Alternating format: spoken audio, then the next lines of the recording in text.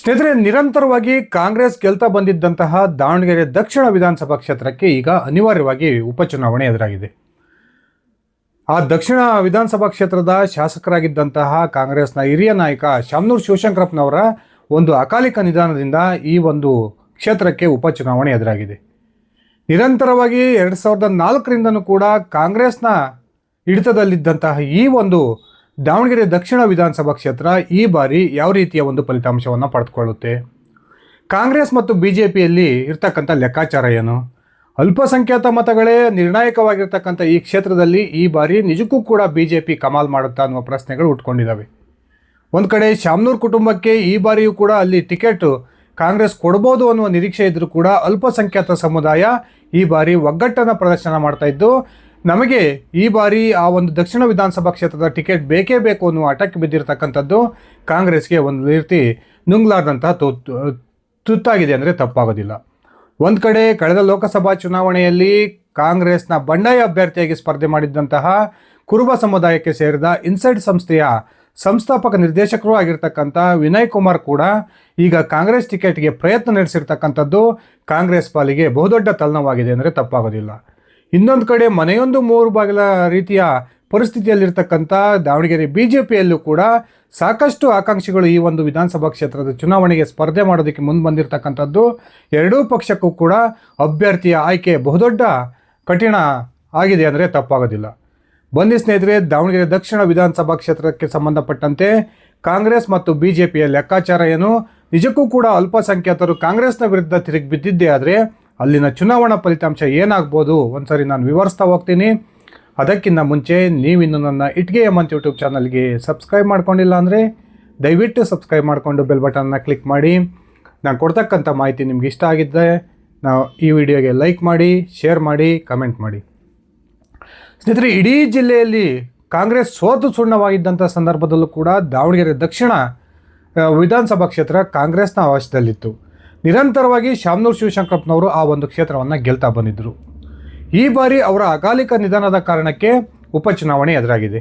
ಶೀಘ್ರದಲ್ಲಿಯೇ ಚುನಾವಣಾ ಆಯೋಗ ಬಾಗಲಕೋಟೆ ಮತ್ತು ದಾವಣಗೆರೆ ದಕ್ಷಿಣ ವಿಧಾನಸಭಾ ಕ್ಷೇತ್ರಗಳಿಗೆ ಉಪಚುನಾವಣೆಯ ದಿನಾಂಕವನ್ನು ಘೋಷಣೆ ಮಾಡುತ್ತೆ ಅನ್ನುವ ಮಾಹಿತಿಗಳು ಸಿಗ್ತಾ ಇದ್ದಾವೆ. ಈ ಸಂದರ್ಭದಲ್ಲಿ BJP ಹಾಗೂ JDSನಲ್ಲಿ ರಾಜಕೀಯ ಚಟುವಟಿಕೆಗಳು ದಾವಣಗೆರೆ ದಕ್ಷಿಣ ವಿಧಾನಸಭಾ ಕ್ಷೇತ್ರಕ್ಕೆ ಸಂಬಂಧಪಟ್ಟಂತೆ ಗರಿಗೆದರಿದ್ದಾವೆ. ಒಂದು ಕಡೆ BJPಯಲ್ಲಿ ಬಣ ರಾಜಕಾರಣ ತಾರಕಕ್ಕೇರಿದ್ರೆ, ಇನ್ನೊಂದು ಕಡೆ ಕಾಂಗ್ರೆಸ್ನಲ್ಲೂ ಕೂಡ ಈ ಬಾರಿ ಅಲ್ಪಸಂಖ್ಯಾತರು ಈ ಬಾರಿ ಅಲ್ಲಿನ ಕಾಂಗ್ರೆಸ್ ಟಿಕೆಟ್ ಬೇಕು ಅನ್ನುವ ಹಠಕ್ಕೆ ಬಿದ್ದಿರ್ತಕ್ಕಂಥದ್ದು ಕಾಂಗ್ರೆಸ್ಗೂ ಕೂಡ ನುಂಗ್ಲಾರ್ದಂಥ ತುಪ್ಪಾಗಿದೆ. ಇತ್ತೀಚೆಗೆ ಜಗಳೂರಿಗೆ ಭೇಟಿ ಕೊಟ್ಟಿದ್ದಂತಹ ಸಚಿವ BZ ಜಮೀರ್ ಅಹಮದ್ ಅವರು ಈ ಬಾರಿ ದಾವಣಗೆರೆ ದಕ್ಷಿಣ ವಿಧಾನಸಭಾ ಕ್ಷೇತ್ರದಲ್ಲಿ ಅಲ್ಪಸಂಖ್ಯಾತ ಅಭ್ಯರ್ಥಿಗಳನ್ನು ಕಣಕ್ಕಿಳಿಸಲಾಗುತ್ತೆ ಅನ್ನುವ ಹೇಳಿಕೆಯನ್ನು ಕೊಟ್ಟಿರ್ತಕ್ಕಂಥದ್ದು ಸಾಕಷ್ಟು ಚರ್ಚೆಗಳಿಗೆ ಕಾರಣವಾಗಿದೆ. ಒಂದು ಕಡೆ ಶಾಮನೂರು ಕುಟುಂಬದ 3ನೇ ತಲೆಮಾರಿನ ಕುಡಿ ಸಮರ್ಥ್ ಅವರನ್ನು ಅಂದರೆ SS ಮಲ್ಲಿಕಾರ್ಜುನ್ ಮತ್ತು ಪ್ರಭಾ ಮಲ್ಲಿಕಾರ್ಜುನ್ ಅವರ ಪುತ್ರ ಸಮರ್ಥ್ ಅವರನ್ನು ಕಣಕ್ಕಿಳಿಸಬೇಕು ಅನ್ನುವ ಲೆಕ್ಕಾಚಾರದಲ್ಲಿ ಕಾಂಗ್ರೆಸ್ ಕಾರ್ಯಕರ್ತರಿದ್ದಾರೆ. ಇನ್ನೊಂದು ಕಡೆ ಅಲ್ಪಸಂಖ್ಯಾತ ಸಮುದಾಯದ ಸಾಕಷ್ಟು ಆಕಾಂಕ್ಷಿಗಳು ಈ ಬಾರಿ ಕಾಂಗ್ರೆಸ್ನ ಟಿಕೆಟನ್ನು ಪಡೆದುಕೊಳ್ಬೇಕು, ಆ ಮೂಲಕ ಸರಿಸುಮಾರು 80,000ದಷ್ಟಿರ್ತಕ್ಕಂಥ ಅಲ್ಪಸಂಖ್ಯಾತರು ಆ ಒಂದು ಕ್ಷೇತ್ರದಲ್ಲಿ ಏನು ನಿರ್ಣಾಯಕರಾಗಿದ್ದಾರೆ, ಆ ಒಂದು ಲಾಭವನ್ನು ನಾವು ಪಡೆದುಕೊಳ್ಬೇಕು ಅನ್ನುವ ಲೆಕ್ಕಾಚಾರದಲ್ಲಿದ್ದಾರೆ. ಇನ್ನೊಂದು ಕಡೆ BJPಯ ದಾವಣಗೆರೆ ಭೀಷ್ಮ ಎಂದೇ ಖ್ಯಾತಿಯನ್ನು ಪಡೆದಿರ್ತಕ್ಕಂಥ ರವೀಂದ್ರನಾಥ್ ಇತ್ತೀಚೆಗೆ ಒಂದು ಮಹತ್ವದ ಹೇಳಿಕೆಯನ್ನು ಕೊಟ್ಟಿದ್ದರು. ಅವರ ಹೇಳಿಕೆ ಇಡೀ ಜಿಲ್ಲೆಯಾದ್ಯಂತ ಒಂದು ರೀತಿಯ ಸಂಚಲನವನ್ನು ಸೃಷ್ಟಿ ಮಾಡಿದೆ.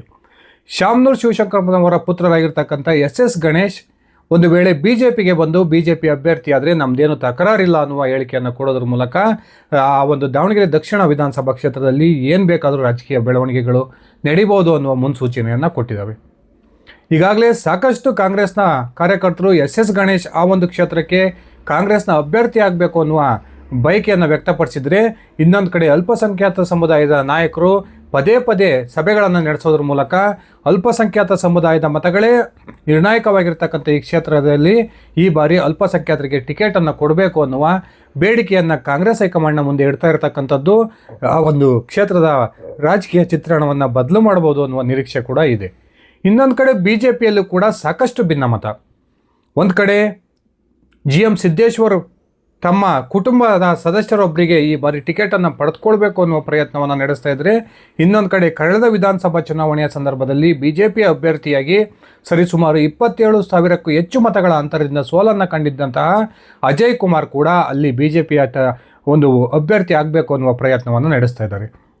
ಇನ್ನೊಂದು ಕಡೆ GM ಸಿದ್ದೇಶ್ವರ್ ಬಣದಲ್ಲೇ ಗುರುತಿಸ್ಕೊಂಡಿರ್ತಕ್ಕಂಥ ರಾಜನಹಳ್ಳಿ ಶಿವಕುಮಾರ್ ಇರ್ಬೋದು, ಶ್ರೀನಿವಾಸ್ ದಾಸ್ ಕರಿಯಪ್ಪನವ್ರು ಇರ್ಬೋದು, ಹಾಗೆ ಆ ದಾವಣಗೆರೆ ದಕ್ಷಿಣ ವಿಧಾನಸಭಾ ಕ್ಷೇತ್ರದಲ್ಲಿ ಶಾಮನೂರು ಶಿವಶಂಕರಪ್ಪನವರ ವಿರುದ್ಧ ಸ್ಪರ್ಧೆಯನ್ನು ಮಾಡಿ ಸಾಕಷ್ಟು ಬಾರಿ ಸೋಲನ್ನು ಕಂಡಿರ್ತಕ್ಕಂಥ ಯಶವಂತರಾವ್ ಜಾಧವ್ ಅವರು ಕೂಡ ಟಿಕೆಟ್ಗೆ ಪ್ರಯತ್ನವನ್ನು ನಡೆಸ್ತಾ ಇರ್ತಕ್ಕಂಥದ್ದು BJP ಯಾವ ರೀತಿಯ ಒಂದು ನಿರ್ಧಾರವನ್ನು ತೆಗೆದುಕೊಳ್ಳುತ್ತೆ ಅನ್ನುವ ಒಂದು ಕುತೂಹಲವನ್ನು ಉಂಟು ಮಾಡಿದೆ.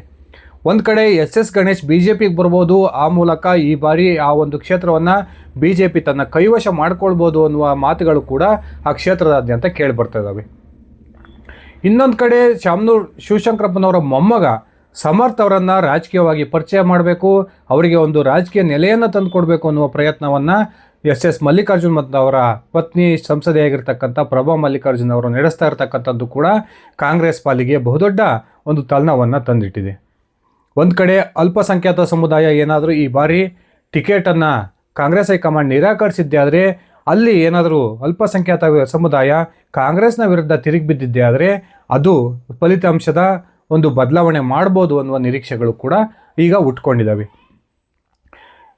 BJPಯಲ್ಲೂ ಕೂಡ ಸಾಕಷ್ಟು ಭಿನ್ನಮತ ಇದೆ. ಇನ್ನೊಂದು ಕಡೆ ಕಾಂಗ್ರೆಸ್ನಲ್ಲಿ ಕಳೆದ ಒಂದು ಲೋಕಸಭಾ ಚುನಾವಣೆಯಲ್ಲಿ ಪಕ್ಷೇತರ ಅಭ್ಯರ್ಥಿಯಾಗಿ ಕಾಂಗ್ರೆಸ್ ಬಂಡಾಯವಾಗಿ ಸ್ಪರ್ಧೆ ಮಾಡಿದ್ದಂಥ ವಿನಯ್ ಕುಮಾರ್ ಕೂಡ ಅಲ್ಲಿರ್ತಕ್ಕಂಥ ಅಹಿಂದ ವರ್ಗದ ಮತಗಳನ್ನೇ ಒಂದು ನೆಚ್ಚಿಕೊಂಡು ಈಗ ಕಾಂಗ್ರೆಸ್ನ ಅಭ್ಯರ್ಥಿ ಆಗಬೇಕು ಅನ್ನುವ ಪ್ರಯತ್ನವನ್ನು ನಡೆಸ್ತಾ ಇದ್ದಾರೆ.